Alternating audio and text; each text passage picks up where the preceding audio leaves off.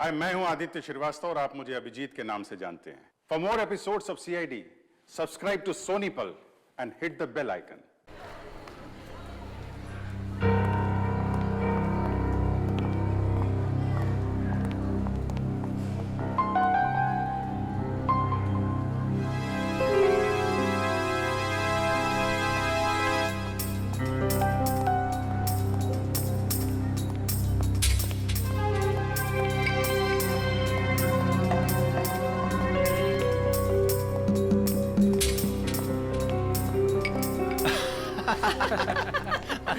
क्या पिक्चर थी यार, पैसे पूरे वसूल हो गए। मुझे कुछ खास पसंद नहीं आई यार, एकदम बकवास मूवी थी। ठीक कह रहा है ये, हीरो हीरोइन तो पूरे फ्लॉप थे। तुम लड़कियों का ना स्टोरी पे तो ध्यान रहता नहीं है, सिर्फ हीरो हीरोइन देखने आते हो। मुझे तो नहीं अच्छी लगी। क्या हुआ? काफी लेट हो गया, मम्मी को क्या जवाब दूंगी? अरे तू टेंशन मत ले, मैं हूँ ना, मैं तुझे घर ड्रॉप कर दूंगा। ओके।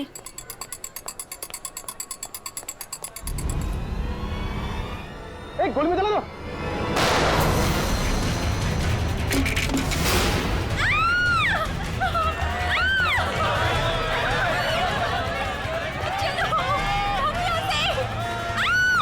अरे गोली चलने की आवाज कहाँ से आई? जल्दी चलो। हे, हे, कौन है वहाँ? गोली किसने चलाई? अरे वो देखो, पकड़ो उसे, कौन है? पकड़ो उसे, पकड़ो।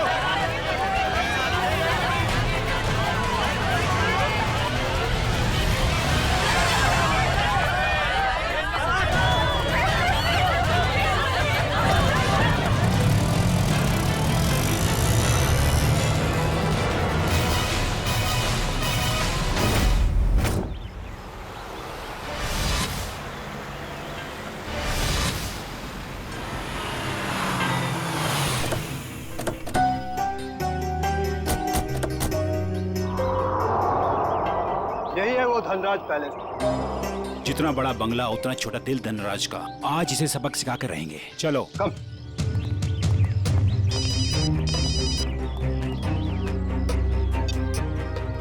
Sir, yes sir. हाँ, हम लोग पहुंच गए। काम पूरा करके ही वापस आएंगे। Okay sir.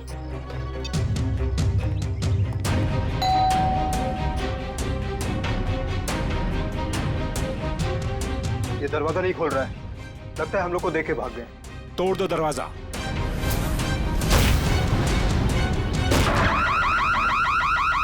ये तो चोर अलार्म है। अरे ये लाश! लगता है कोई और जुर्म करके भाग गया। अरे क्या हुआ? ये अलार्म की आवाज यहाँ से क्यों आई? कुछ तो हुआ इधर। कहाँ से आई ये आवाज? देखो ना कहाँ से आवाज आई। अरे ये कैसे? देखो, अरे अरे याद होला। कौन हो गया है? अरे किसने किया ये? ये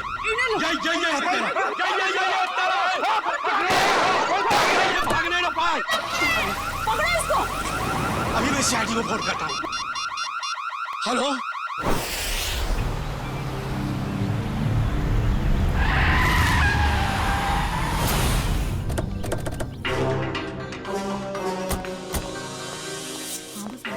हटिए हटिए प्लीज।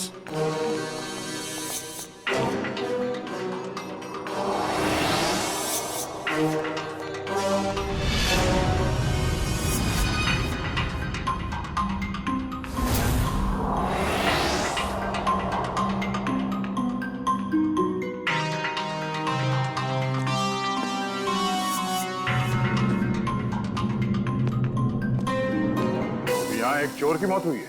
सर मैंने तो फोन किया था आपको सर। ऑफिस के लिए घर से निकल ही रहा था तो मैंने सुना कि यहाँ पर बगलर अलार्म बज रहा है। आप सब धनराज जी के पड़ोसी हैं? जी सर, हम जब धनराज जी के घर के अंदर आए तो देखा 2 सूट और टाई पहने हुए लोग और उनके साथ और 2 लोग घर के अंदर मौजूद थे। हमें देखकर उन्होंने हवा में गोलियां चलाई और फिर अपनी कार में बैठकर निकल गए। सूट टाई पहने हुए गुंडे। आपने गाड़ी का नंबर नोट किया? जी हाँ। गुड। मयूर, नंबर नोट कर लो। जी बताइए, क्या नंबर था? XYZ 2193। सर वो देखिए, 1 2 और ये 3, तीनों फ्रेम्स खाली है। लगता है चोरी यहीं से हुई है। मास्क निकाल। अच्छा ये बताइए, इस घर में मिस्टर धनराज के अलावा और कौन कौन रहता है? अरे ये तो धनराज जी हैं।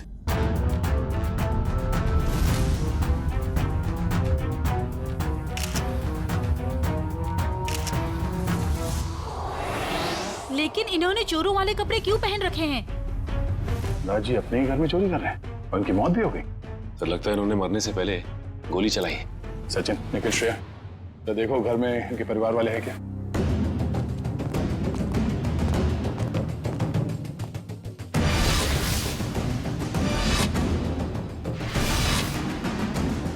शरीर पे कहीं भी जख्म का कोई निशान नहीं है, तो फिर इनकी मौत कैसे हुई?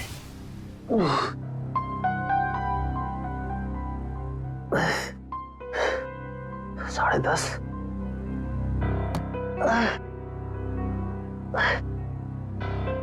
नवीन, कैसे भी करके इस मुश्किल घड़ी से जूझना होगा।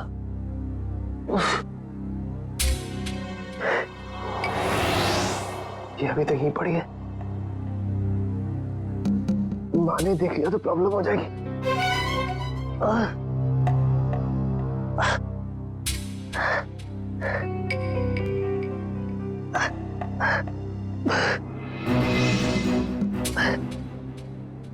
इसके नीचे छुपा देता।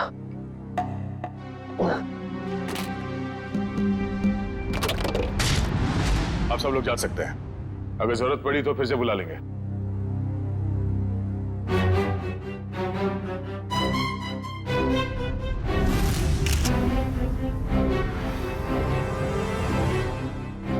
सर, हाँ कविन?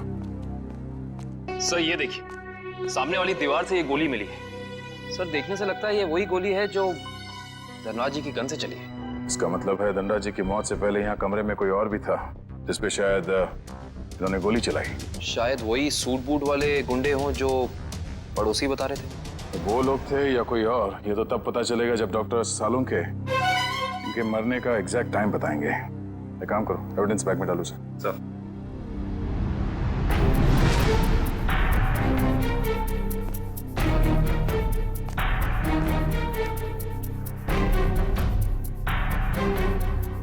मैट पे मिट्टी लगी है। मयूर सर, तो देखना धनराज जी के जूते पे कीचड़ या मिट्टी लगा है क्या?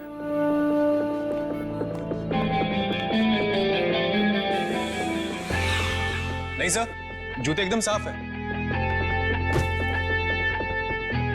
इसका मतलब है ये मिट्टी इस आदमी के जूते से आए हैं जिन पे इन्होंने गोली चलाई।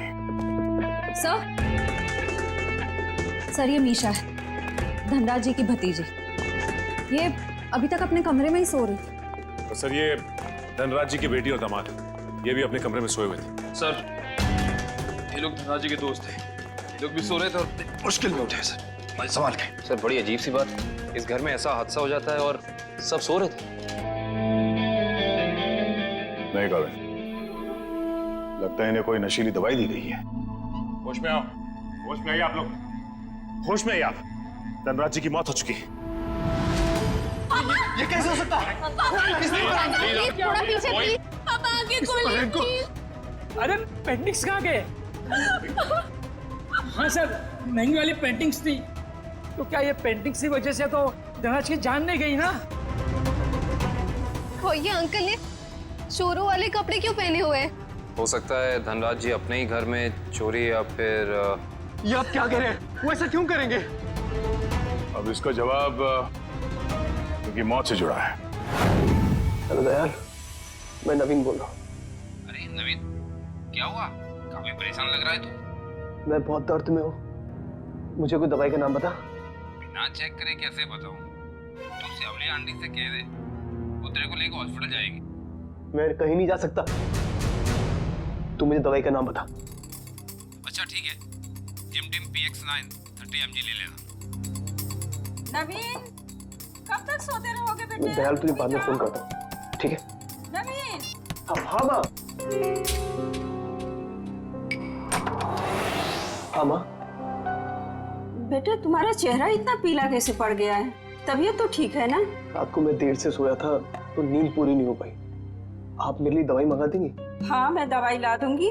मैं तो बाजार जा ही रही थी सामान लेने के लिए, लेकिन तुम डॉक्टर को क्यों नहीं दिखा लेते? नहीं माँ, ये विटामिन की गोली है, दयाल ने बोली थी खाने के लिए। मैं ठीक हूँ। दवा का नाम क्या है? जिमटिम PX9 30 mg। अच्छा ठीक है, मैं लेती आऊंगी। ठीक है बेटा। ठीक।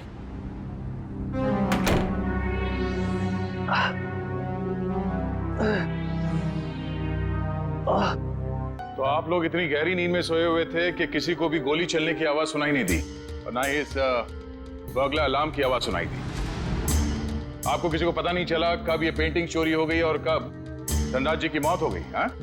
वाकई सर, हम लोगों को बिल्कुल पता नहीं चला। हम लोग जब रात को डिनर करके लौटे, पता ही नहीं चला कि कब कैसे आंख लग गई। डिनर? कौन सा डिनर? कल रात अंकल ने डिनर का प्लान बना लिया बिना हमें बताए, डिलाइट रेस्टोरेंट में। तो पूरा परिवार गया था डिनर पे? हाँ सर। अच्छा, पिछले कुछ दिनों में धनराज जी कुछ परेशान लग रहे थे किसी बात को लेके? जी सर, जब से वो घर में पेंटिंग्स लगी थी तब से जैसे मानो उनका जीना ही दुश्वार हो गया था। क्या मतलब? शुरू से बताइए, खुल के बताइए प्लीज। 33 करोड़? तुमने पेंटिंग्स 33 करोड़ में खरीदी? इसे क्या तुम दीवारों पे सजाओगे? मुझे क्या किसी पागल कुत्ते ने काटा है जो इतनी महंगी पेंटिंग को दीवार पे सजाऊंगा? मैं इसका कुछ और ही करूंगा। क्या करोगे? तुमसे मतलब? वक्त आने पे सब कुछ पता चल जाएगा। पापा, आपको कोई धमकी दे रहा है पेंटिंग को लेकर? इतनी महंगी पेंटिंग्स चोरी हो गई तो? और आप पुलिस के पास क्यों नहीं जाते? बस इस घर में दिमाग सिर्फ तुम लोगों के पास ही नहीं है। मुझे कब क्या करना चाहिए ये मुझे किसी से जानने की कोई जरूरत नहीं है। ये आप क्या कर रहे हैं? अरे इतनी महंगी पेंटिंग्स तूने फ्रेम कर डाली। उस दिन तो कह रहा था कि ये दीवार पर टांगने के लिए नहीं है। अरे 33 करोड़ की है, सोच ले। यार ये मेरी पेंटिंग है, मैं इसे जहां चाहूं वहां टांगूंगा। सर, ये केस तो काफी पेचीदा होता जा रहा है। धनराज ने पहले पेंटिंग खरीदी और बाद में उसी पेंटिंग को चुराने की कोशिश की। और पेंटिंग चुरा ले गया कोई और, जिसपे शायद धनराज जी ने गोली भी चलाई थी। और सर, वो सूट बूट वाले गुंडे वो यहाँ क्यों आए थे? उनका मकसद क्या था? इस केस में जवाब कम है, सवाल बहुत ज्यादा। मगर मुझे लगता है कि ये पेंटिंग्स ही कारण है धनराज जी की मौत का। सर। हाँ? सर ये देखिए, ये सुई मिली है इनके शरीर से।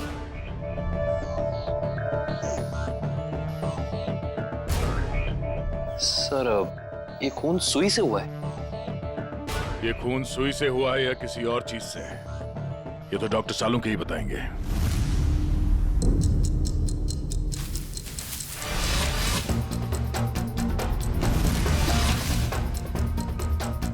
दिखने में चाहे तुम बहुत छोटे से हो, लेकिन हो बहुत घातक। धनराज की जान तुमने कैसे ली है तुम बताओ चाहे मत बताओ, लेकिन मैं पता लगा कर गिराऊंगा, छोड़ूंगा नहीं तुम्हें। सर, ये डॉक्टर साहब अपने आप से बातें कर रहे हैं? सुई से बात कर रहे हैं। अरे आ गई क्या? CID की बारात आ गई? हाँ, सबूतों के फूल माला तैयार है।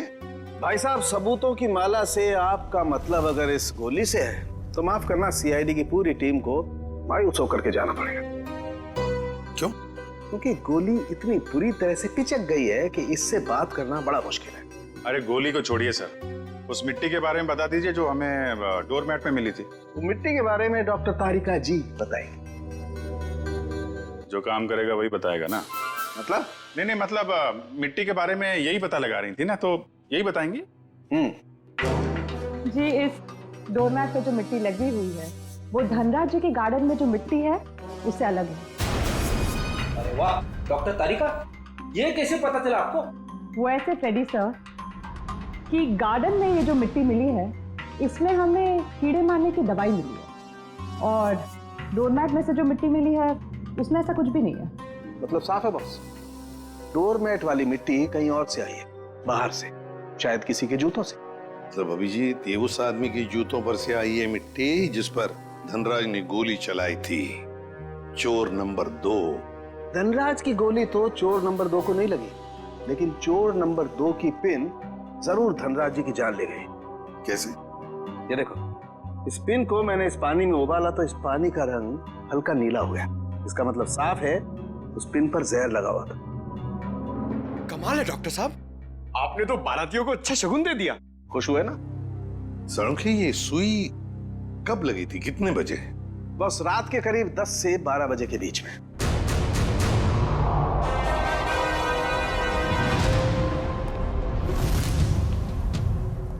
सर वो इशिता सस्पेंड हो गई थी सर, तो उसका ज्वाइनिंग लेटर बन गया। ठीक है, कल से बुला लो उसे और उससे कहना कि आइंदा ऐसी लापरवाही नहीं चलेगी।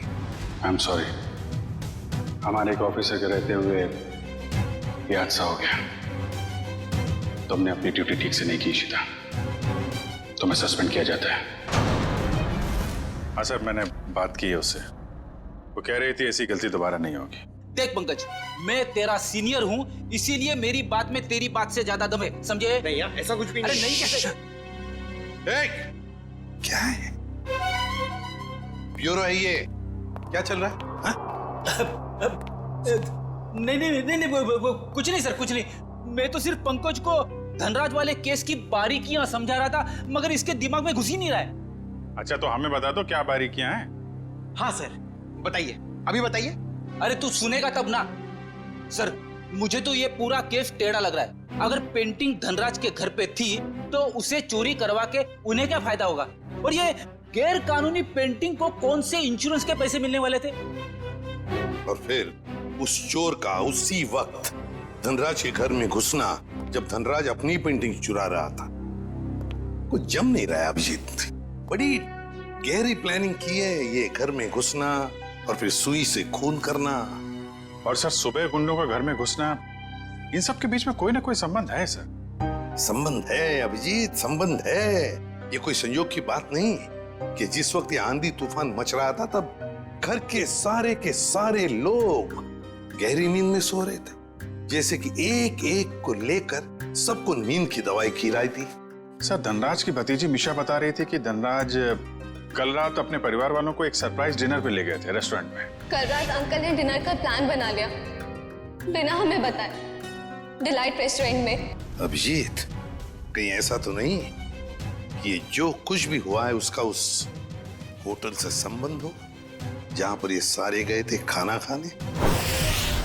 देखो, ग्राहक हमारे लिए भगवान समान है और उन्हीं की वजह से हमारा घर चलता है। चाहे उनका मूड अच्छा हो या बुरा, हमें सबका ख्याल रखना है। मुस्कुरा के सबको अच्छे से खाना परोसना है। किसी भी ग्राहक से कोई शिकायत नहीं आनी चाहिए। समझ गए तुम लोग? जी मैनेजर साहब, समझ गया। हम सीआईडी वालों को भी कुछ समझा दीजिए। सीआईडी? नमस्ते सर, हमारे तो भाग ही खुल गए सर कि आपने हमारा रेस्टोरेंट चुना है खाना खाने के लिए। काश हम लोग यहाँ खाना खाने आते, तहकीकात करने नहीं। देखिए, हम यहाँ खाना खाने नहीं, कुछ सवाल पूछने आए हैं। कैसा सवाल सर? क्या कल रात मिस्टर धनराज अपने परिवार के साथ यहाँ खाना खाने आए थे? मिस्टर धनराज वो मशहूर बिजनेसमैन जो पिटोराइल में रहते हैं। क्या बात है, अपने कस्टमर के एड्रेस तक याद है आपको? तो सर, सबके तो याद नहीं रहते, लेकिन मिस्टर धनराज हमारे खास मेहमान हैं। वो अक्सर यहाँ आते रहते हैं, इसलिए। तो क्या कल रात वो अपने परिवार के साथ यहाँ आए थे? हाँ, आए तो थे, लेकिन आपको कैसे मालूम? क्योंकि उनके खाने में कुछ ऐसा मिला है जो नहीं होना चाहिए। मैं कुछ समझा नहीं सर। नींद की दवा। उनके खाने में हमें नींद की दवा मिली है। किसने दिया था खाना उन्हें? सर, वो टेबल तो रघु ने साफ किया था। नहीं साहब, मैंने नहीं। जब मैं ट्रे लेकर जा रहा था तो मैनेजर साहब ने मेरे हाथ से ट्रे खींच लिया था। इन्होंने कहा था खास मेहमान है और ये खुद खाना लेकर जाएंगे। अपने काम को बहुत सीरियसली लेते हैं आप, हैं? मैनेजर होके खाना सर्व कर रहे थे। सर, आप मुझ पर शक कर रहे हैं? जी हाँ, अब हम आप पर शक कर रहे हैं क्योंकि खाना आपने सर्व किया था, है ना? जी नहीं सर। तो फिर किसने किया? धनराज साहब खुद लेकर गए थे। क्या? सर, मैं पहली बार सुन रहा हूँ कि कोई रेस्टोरेंट में आकर भी खुद खाना लाने गया। ये बर्तन वगैरह उन्होंने ही साफ किए थे क्या? सर, मैं मजाक नहीं कर रहा हूँ। जैसे ही मैंने रघु के हाथ से ट्रे ली और उनके टेबल की ओर जा रहा था कि अचानक वॉशरूम से धनराज साहब आए और मेरे हाथ से खाने की ट्रे ले ली। कहा कि खाना वो लोग खुद परोस लेंगे। क्या इससे पहले भी कभी उन्होंने ये किया था? कभी नहीं सर। कल रात उनका बर्ताव बड़ा ही अजीब था। उन्होंने यहाँ खाना खाया भी नहीं, सिर्फ जूस पिया। अच्छा, सिर्फ जूस पिया सर, कुछ खाया नहीं, ताकि वो जागते रहें और सारा परिवार सो जाए। बिल्कुल अभिजीत, ये नींद की दवा और किसी ने नहीं मिलाई खाने में, धनराज ने ही मिलाई थी नींद की दवा। माँ, माँ,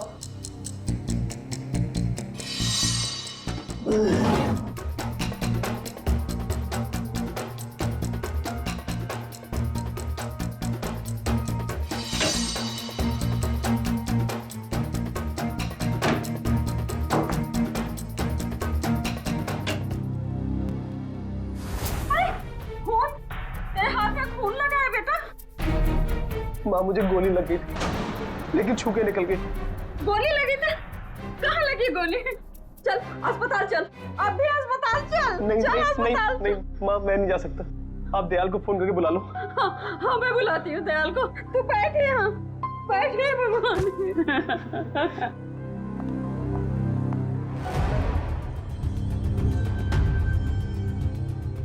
देखा सचिन, इन दोनों की स्टाइल देखी?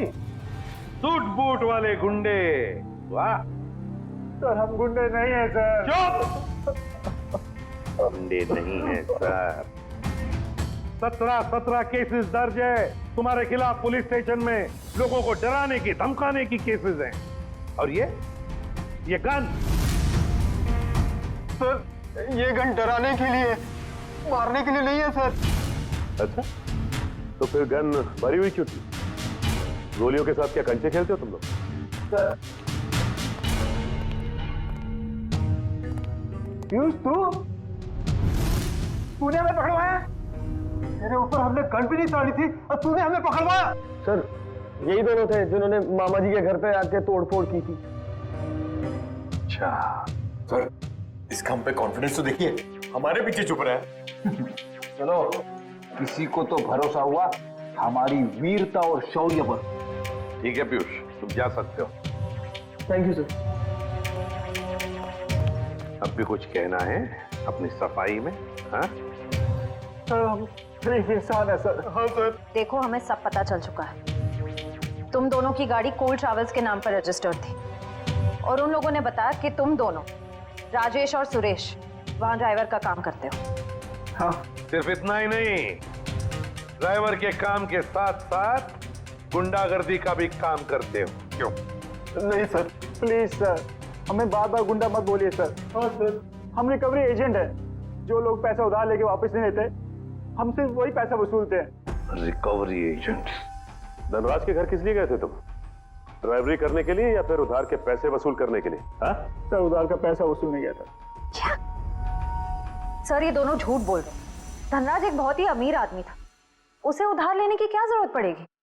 सर वो कंगाल आदमी था सर, वो जो बाहर से नजर आता था वो बिल्कुल शोषा था, खोखला था सर। उसने 33 करोड़ उधार लिया था सर। क्या? कितने जीरो होते 33 करोड़ में, पता है पंकज? पता नहीं सर, मगर सुनने में बहुत भारी अमाउंट लग रहा है। अच्छा, तो वो पैसे वसूल करने गए थे तुम? हाँ सर, पर हमें वहां लाश मिली सर और हम डर के भाग गए वहां से सर। धनराज को इतने पैसों की क्या जरूरत पड़ गई कि उसे बाहर से इतना उधार लेना पड़ा? और सर धनराज के परिवार वालों ने भी हमें इसके बारे में कुछ नहीं बताया। ये भी तो हो सकता है ना श्रेया, कि धनराज के परिवार वाले इन सब बातों के बारे में कुछ जानते ही नहीं थे। लेकिन एक बात तो पक्की है, इस बारे में इनका बॉस तो जरूर जानता होगा। कौन है तुम्हारा बॉस? कौन है? पिनाकी सर। पिनाकी? काम करो, इस पिनाकी को, तुम्हारे बॉस को अभी के अभी फोन लगाओ और तुम उनसे वही कहोगे जो हम कहेंगे, समझे? क्यों बे निठल्ल लोग, कहाँ गायब हो गए तुम? धनराज ने पैसे दिया, फिर उसके टपकाने की तैयारी करूं मैं। हाँ पैसे तो मिल गए, मगर मगर क्या? मगर बॉस, इतना सारा पैसा लाने में थोड़ा रिस्क है। क्या आप यहाँ आ सकते हैं क्या? ठीक है, मैं थोड़ी देर में पहुंचता हूँ धनराज के घर। बॉस, धनराज के घर पे नहीं, दूसरी जगह। ये आपको एड्रेस बता रहा है। 37 रायसा प्लाजा, रोगी मंचन, ऐसी को मैं आधे घंटे में पहुंचता हूँ वहाँ पर। बस कौन सी गाड़ी से आप आ रहे हैं? पहल गाड़ी में आ रहा हूँ मैं। और कहीं के मैडॉक्स में आ रहा हूँ मैं। और हाँ, क्यों पूछ रहा है तू ये? अरे बॉस, ताकि हम आपको दूर से पहचान सके। हाँ ठीक है, रख फोन, मैं पहुंच रहा हूँ। शाबाश। अच्छा ये बताओ कि ये मैडॉक्स गाड़ी कौन से रंग की है? गोल्डन रंग की सर। गोल्डन रंग की मैडॉक्स गाड़ी रेडी। पंकज, इस बिनाकी के स्वागत की अच्छी तरह से तैयारी करो। एसीपी साहब ने तुझे बहुत ही सुनहरा मौका दिया है पंकज, कुछ कर दिखाने का। उन्होंने तुझे मेरे साथ भेजा है, फ्रेडी के साथ। मतलब सोच कितना कुछ सीख सकता है तू आज मेरी बहादुरी से। अरे वो सब ठीक है, मगर बिना की कौन सी गाड़ी में आने वाला मैं भूल गया। मैं ऊपर पूछ के आता हूँ।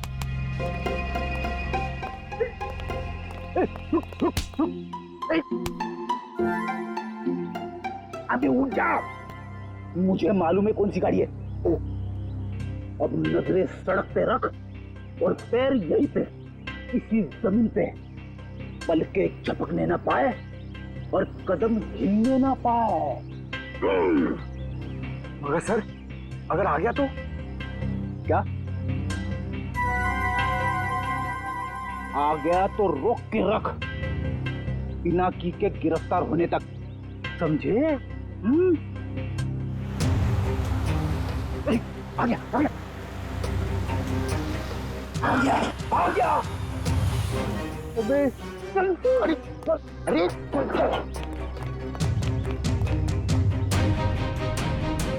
क्या करे सर, पकड़ लो उसे। अबे नहीं, जब तक मच्छी के मुंह में कांटा नहीं फंसता डोर को खींचना नहीं चाहिए। ठीक है सर, मैं मच्छी डोर और कांटा लेके आता हूं। क्या यार, कभी तो अक्लमंदी की बात किया कर। चुप। कहाँ गए दोनों?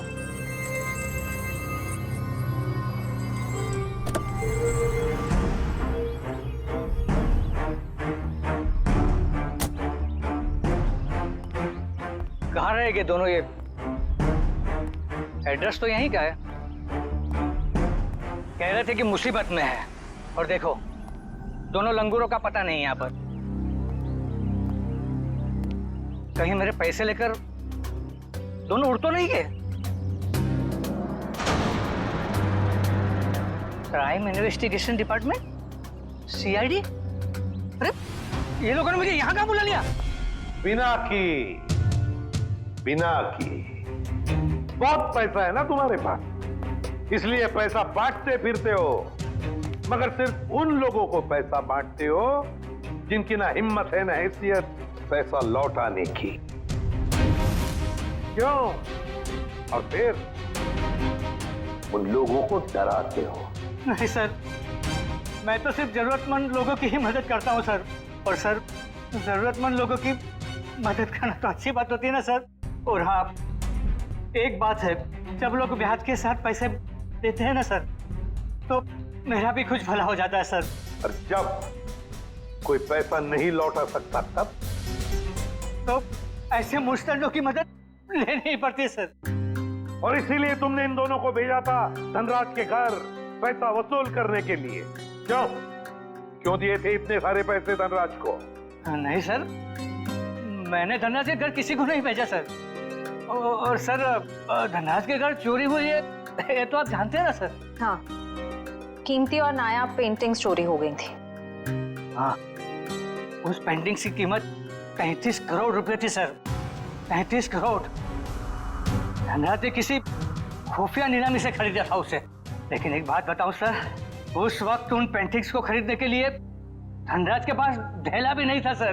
तो इसीलिए धनराज ने तुमसे ये 33 करोड़ उधार लिए? जी हाँ, 17 करोड़ मुझसे लिए थे सर, और बाकी के 16 करोड़ किसी और से। लेकिन सर, जब पैसे लौटाने की बारी आई ना, तो उसके पेट में अचानक दर्द होने लगा सर। फिर तो उस दूसरे आदमी के 16 करोड़ भी नहीं लौटाए होंगे धनराज ने। कहीं उसी आदमी ने तो धनराज का खून नहीं किया? जो भी है, अगर एक बार मेरे हाथ लग जाए वो, छोड़ूंगा नहीं, छोड़ूंगा नहीं उसे मैं। धनराज की जान लेकर उसने मुझे भी डुबो दिया सर, बर्बाद कर दिया मुझे। अगर तुमने धनराज को नहीं मारा तो किसने मारा होगा? कौन कर सकता है ये? बताओ जल्दी। पक्के से तो नहीं कहता सर, लेकिन हाँ, एक आदमी है सर, एक आदमी है जो आपके काम का हो सकता है। और वैसे भी अब मैं अकेला क्यों डूबूं? उसे भी साथ लेकर डूबूंगा मैं। जरूर डूब जाए, मगर डूबने से पहले हमें उस आदमी का नाम बताना जो हमारे काम का है। क्या नाम है उसका? नवीन नाम है उसका सर। घबरा मत बेटा, सब ठीक हो जाएगा, दयाल आता ही होगा। तूने मुझे बताया क्यों नहीं कि तुझे गोली लगी है? मैं आपको बता नहीं पाया। अब मैं क्या करूं? अब क्या होगा? अस्पताल फोन करती हूँ। मैं बेमौत मारा जाऊंगा। दयाल के अलावा किसी को कुछ पता नहीं। लगता है दयाल आ गया। अच्छा किया दयाल तुम आ गए। नवीन ने देखो क्या हालत बना रखी है अपनी। नवीन, अरे तुझे गोली लगी है? गोली लगी नहीं, गोली छू के निकली। सुन, मैं बच तो जाऊंगा ना? हाँ हाँ, ज्यादा खून नहीं निकला है, तुम्हारा ऑपरेशन करना पड़ेगा। ये देखिए सर, यही है वो नवीन। मीनाक्षी, तुम यहाँ? ये सब लोग कौन है? सीआईडी। सीआईडी? क्या हुआ है? मेरे बेटे को गोली लगी है सर। ये गोली कैसे लगी तुम्हें? सर प्लीज, अभी ये सवाल पूछने का वक्त नहीं है। अभी से हॉस्पिटल लेकर जाना पड़ेगा एम्बुलेंस में। सर मैं एम्बुलेंस को फोन करता हूँ। मतलब धनराज ने आपको मेरे बारे में सब कुछ बता दिया। क्या आप लोग मुझे इस हालत में गिरफ्तार करेंगे? इस हालत में जरा देखे तो सही।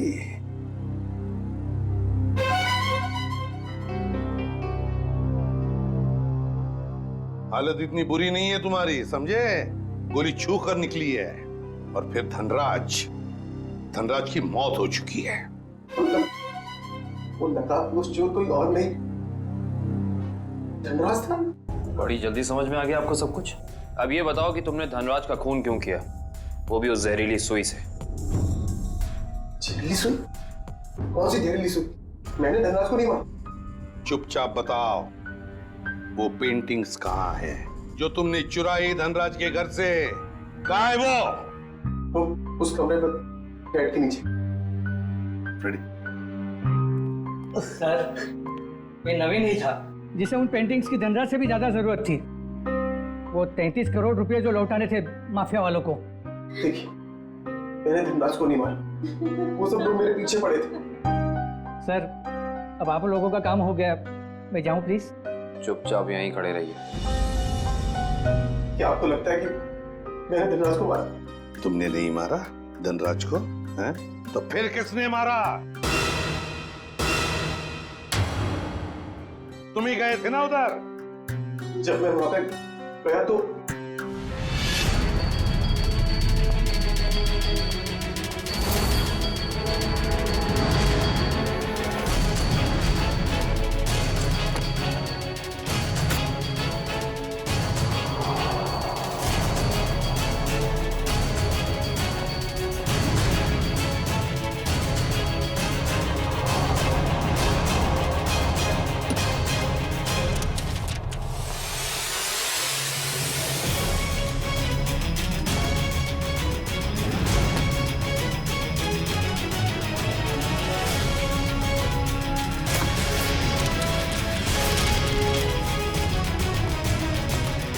अरे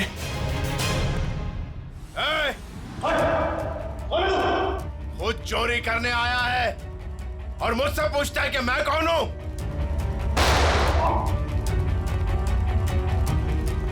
भागता किधर है? रुक रुक रुक जा। अरे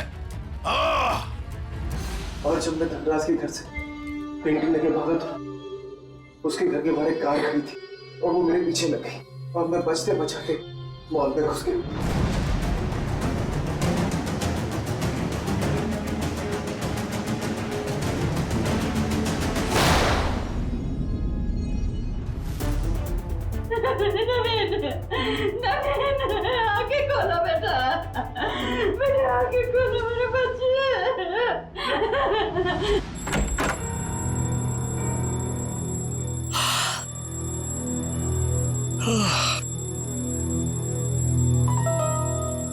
इतनी सुबह सुबह अलार्म लगाने की क्या जरूरत थी? मैंने नहीं लगाया अंकल।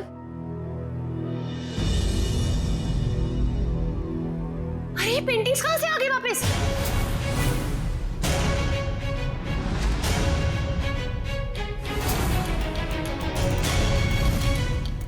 तो सीआईडी को बता दे क्या? नहीं, क्या जरूरत है, पेंटिंग्स तो वापस आ गई ना। ईशान, मुझे लगता है हमें सीआईडी को बता देना चाहिए, वरना हम लोग बेवजह फंस जाएंगे।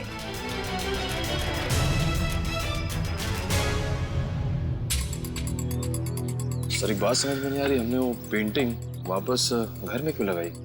क्योंकि मुजरिम घर का ही कोई आदमी है और उस पेंटिंग को घर में वापस लगा दे, वो कोई ना कोई हरकत जरूर ऐसे करेगा जिससे उसके सारे पत्ते खुल जाएंगे। सर, सारे परिवार वालों के फोन टैप करने को कह दिया, अब मुजरिम हमसे बच नहीं पाएगा। गुड।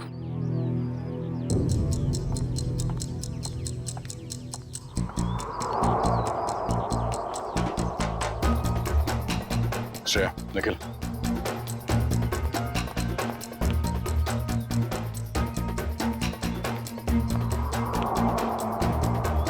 ये दोनों तो आपस में काफी खुसर फुसर कर रहे हैं।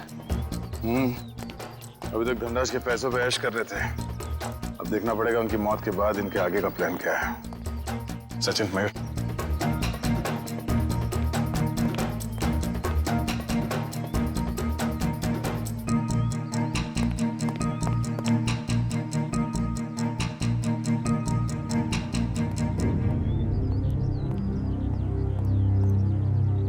चलो मिस्टर ईशान, आपके साथ थोड़ा सैर सपाटा कर लेते हैं। खोलो मुझे, जाने दो। सही किया मैंने तुम्हें यहाँ पर बांध के, मुझे तुम पर मॉल की रात से ही शक था। जीजो, मैंने आपसे माफी मांग तो ली है, मैं नहीं मार पाई नवीन को, लेकिन मैंने आपको कोई धोखा नहीं दिया। मुझे सच में नहीं पता कि पेंटिंग्स कहाँ है। बस बंद करो ये ड्रामा और ये बताओ घर पर पेंटिंग्स किसने लगाई थी और कौन है तुम्हारा साथी? सीआईडी ने लगाई है वो पेंटिंग, कोई एतराज है? सीआईडी, देखो पकड़े गए ना तुम्हारी वजह से, और तुम मेरा मुंह क्या देख रहे हो, करो कुछ। अपने चेहरे पे मेरा ऑटोग्राफ नहीं लेगा? हाँ?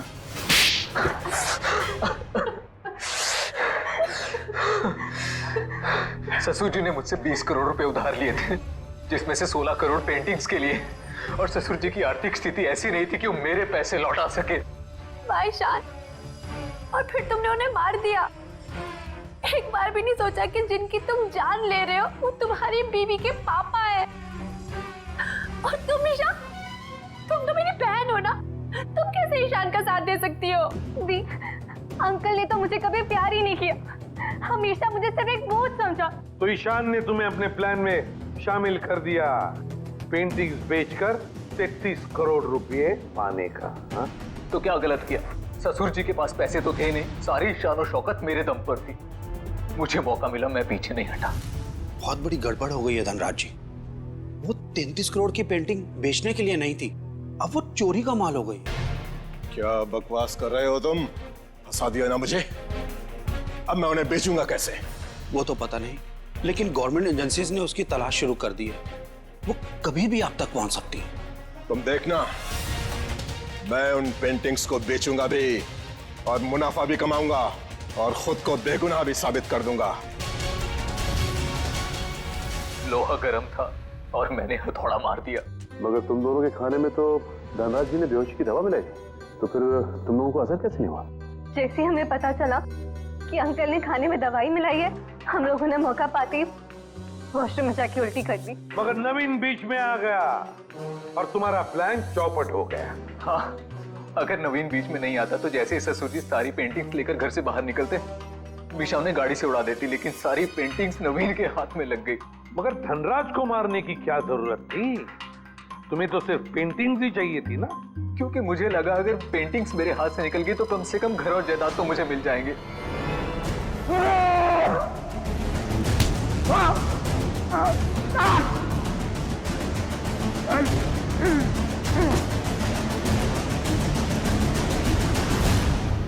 गलती हो गई, हमें माफ कर दो, दोबारा ऐसा नहीं होगा।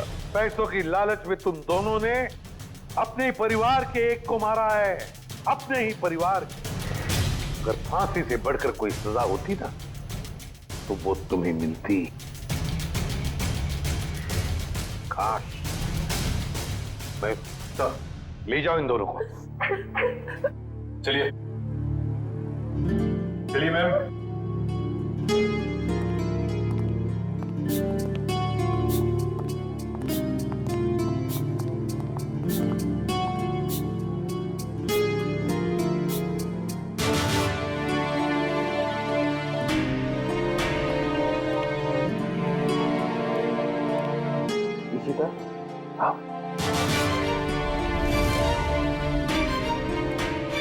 सर ये इशिता हिचकिचा रही है आपसे मिलने में।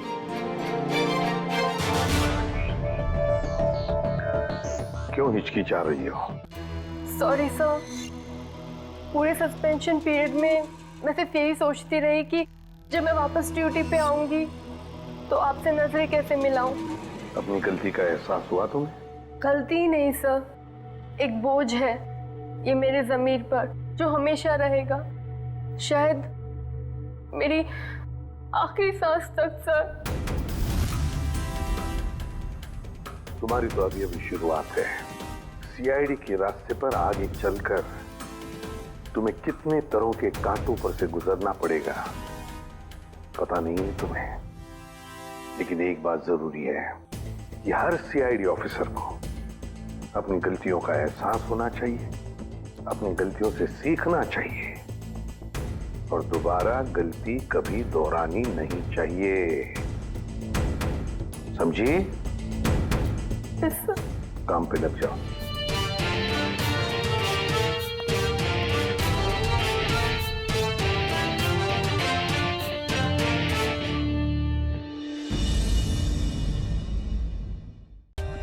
For more updates, subscribe to our channel, click the show links and enjoy watching the videos.